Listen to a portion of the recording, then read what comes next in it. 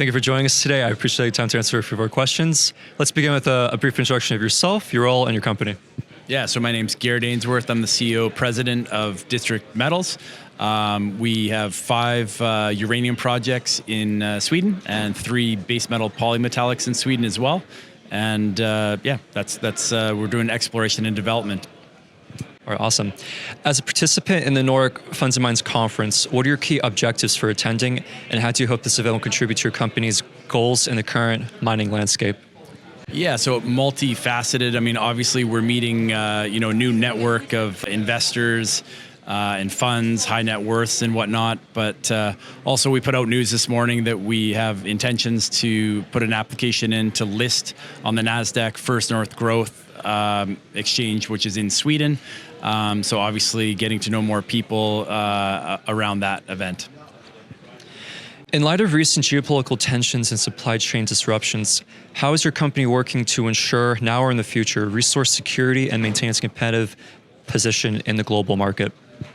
All right. Yeah. So I think District Metals plays a very significant role in this, given our projects. So we have base metal, polymetallic, and projects that have copper, which is a strategic metal.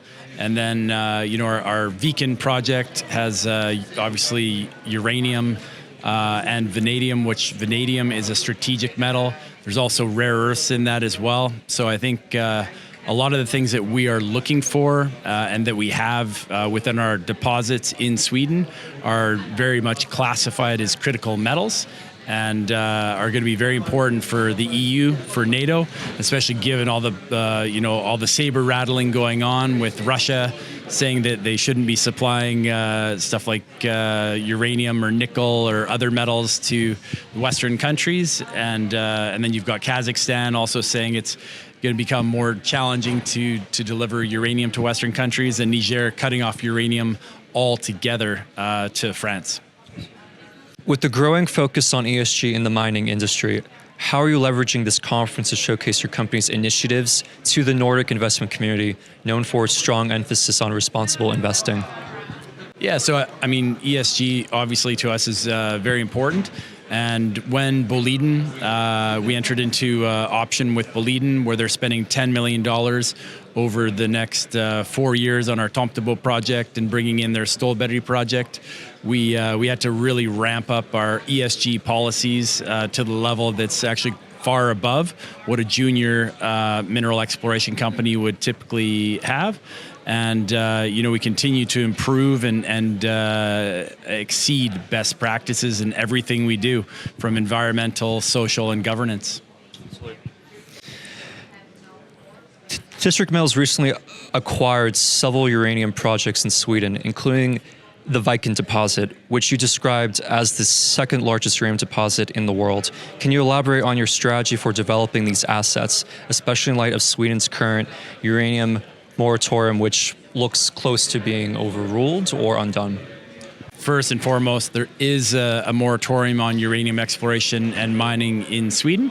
And it does look like there's a good chance that we'll see more information on this before the end of the year, which could lead to a bill being voted on and approved to lift the ban as early 2025.